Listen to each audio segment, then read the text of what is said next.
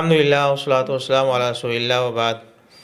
امانت میں خیانت کے تعلق سے ایک مثال دیکھیں کہ اگر کسی شخص کو کسی دکان پر رکھا گیا کہ آپ یہ ہمارے دکان پر خدمت کرو، کام کرو، اور ہم آپ کو اتنا پیسہ سیلری اتنا دیں گے، تنخواہ اتنا دیں گے، اور یہ چیزوں کی قیمتیں ہیں، یہ ریٹ ہے، اسی حساب سے آپ کو بیچنا ہے۔ اگر وہ شخص اپنی طرف سے کچھ ریٹ زیادہ لے لیتا ہے کسٹمر سے تاکہ اس کا مزید فائدہ ہو جائے، اور وہ جو زیادہ اس نے لیا اس کی جیب میں چلا جائے، تو یہ امانت میں خیانت ہے۔ اگر کہہ دیا گیا ہے کہ اس کی قیمت 1000 روپے ہے، اب وہ کسٹمر سے 1100-1200 لے لیتا ہے، سوچتا ہے کہ مالک کا 1000 کہا تھا، اس نے میں نے 1000 کو بیچ دیا، میں نے 1100 جو 1200 لے لیا ہے، 100-200 جو زیادہ لیا ہے، یہ میرا حق ہو گیا، میں لے لوں گا۔ تو یہ کیا ہے؟ امانت میں خیانت ہے۔ یہ بندہ ایسا نہیں کر سکتا ہے۔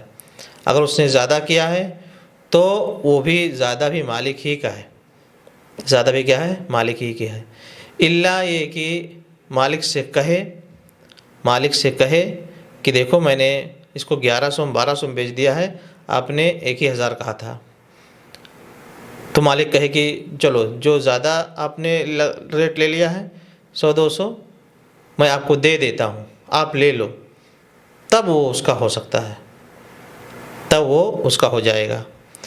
اور اگر چپکے سے رکھ لیا، بتایا نہیں، تو یہ کیا ہے؟ امانت میں خیانت ہے۔ اس کی ایک اور صورت ہو سکتی ہے کہ اگر مالک پہلے ہی سے کہہ دے کہ اس کو 1000 میں بیچو، اور اگر آپ کو کوئی کسٹمر اسے زیادہ میں بھی آپ سے خرید لے، اس سے زیادہ کا خریدے گا تو زیادہ آپ کا، مجھے 1000 چاہیے، زیادہ میں بیچ لے جاتے ہو، آپ کا فائدہ۔ پہلے ہی سے مالک اس بات کی صراحت کر دے، وضاحت کر دے، تب کوئی بات نہیں، اب لے سکتے ہو۔ لیکن اگر اس نے ایسا نہیں کہا ہے، آپ نے چپکے سے زیادہ میں بیچ کر کے اور چپکے سے رکھ لیا، یہ امانت میں خیانت ہے، اس کو نہیں لے سکتے ہیں۔ اس کی ایک اور صورت یہ بھی ہو سکتی ہے کہ آپ کو کسی نے پیسہ دیا کہ جاؤ فلاں چیز خرید کر کے لاؤ، وہ چیز 1000 کی ملتی ہے۔ عام طور سے جو مارکیٹ کا ریٹ ہے سب کو پتہ ہے کہ بھائی یہ کرسی، یہ فلاں چیز، یہ 1000 روپے کی ملتی ہے۔ اب آپ گئے اس دکان والے کے پاس اور دکان والے سے کہا کہ بھائی یہ کرسی دے دو مجھے، اس نے کہا 1000 روپے کی ہے، لے لو۔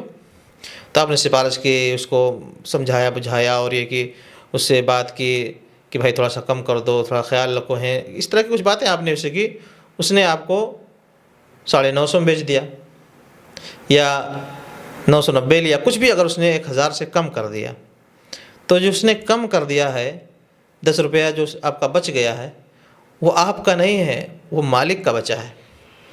وہ آپ کا نہیں بچا، کس کا بچا ہے؟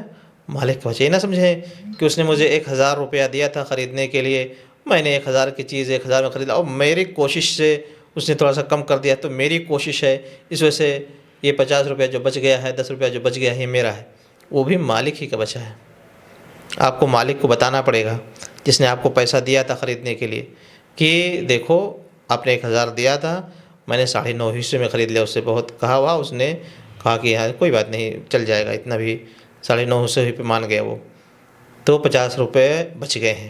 اگر وہ کہتا ہے کہ آپ لے لو تو لے لو، اور اگر وہ نہیں کہتا ہے، اگر نہیں بتاتے ہیں، تو یہ کیا ہے؟ امانت میں خیانت ہے، حرام ہے، اس کا لینا جائز نہیں ہے۔